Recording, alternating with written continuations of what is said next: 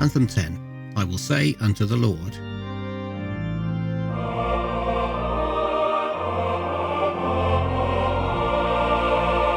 Welcome to Anthem 10 in my attempt to write a new choir anthem every week for a year. I'm Kevin Mulrine, and I hope you'll enjoy listening to my progress throughout 2024. Please do visit the website anthem52.com, follow along on x.com or Instagram at realanthem52, and send me a message to show@anthem52.com. Finally into double figures. It feels like a bit of a milestone to have completed the 10th anthem of 2024. It wasn't all plain sailing this week, however. I managed to find some words from Psalm 91, that's XCI, which are set for this week in the Church of England lectionary, that felt possible to use, or at least 3.5 verses. So here are the words.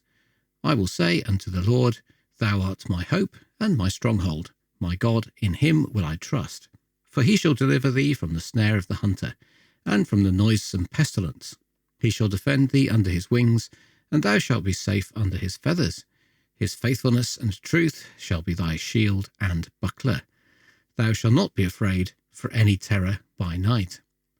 I decided to go for choir a cappella and try to include some interesting harmonic effects. This was partly after re-listening to some of the previous anthems and being disappointed by their lack of risk-taking in this department. I wonder what I'll think of those early anthems this time next year. So I deliberately added unusual shifts in cadences to see what would happen. I'm absolutely no harmonic expert, but I think, for example, the anthem starts in C major, and then the first cadence takes it into G major, followed swiftly by E major. I remember being afraid, or at least deeply confused, by key changes when I was at college. It was undoubtedly because I didn't play the piano, as I've mentioned before, and I hadn't been able to grasp how to change key in a piece. My composition teacher mentioned modulation by insistence, an idea I liked a lot. Through the process of these 10 anthems, and also from watching some YouTube videos, I now feel slightly emboldened by my experiments and heartened by the current attitude towards composition I have discovered.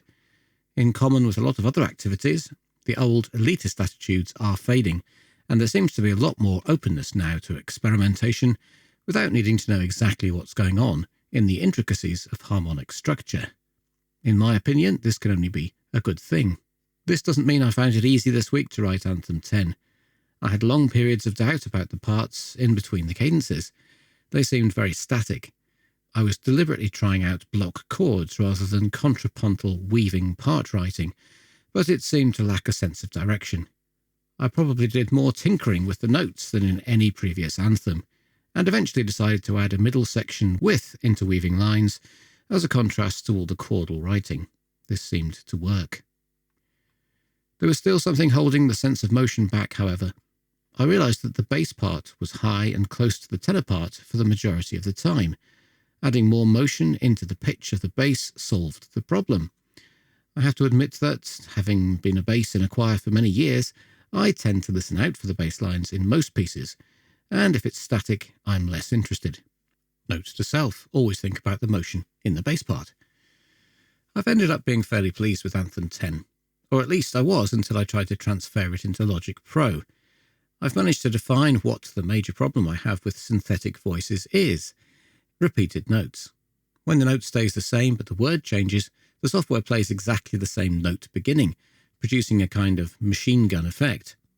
In my research this week, I've discovered that the more expensive, out of my range, choir plugins have the ability to vary the vowel sound of each note and even build up approximations of any word, if you're prepared to take the time to work it out. However, these plugins are prohibitively expensive. I did manage to find a different plugin, actually a free one, which allows you to control the starts of the notes more effectively, and I'm trying it out for Anthem 10. It might be just as bad in a different way, and I'm very much learning how to tweak the settings, but see what you think.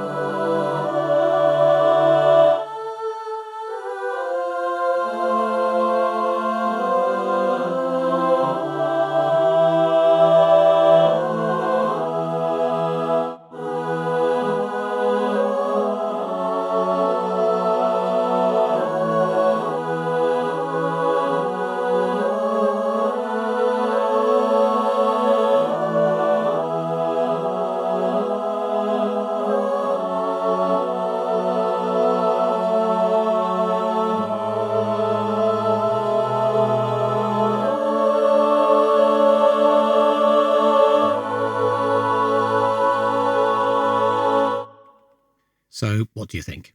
Let me know on x.com at realanthem52, Instagram, the same address, as a comment on the show notes, or via email, show@anthem52.com.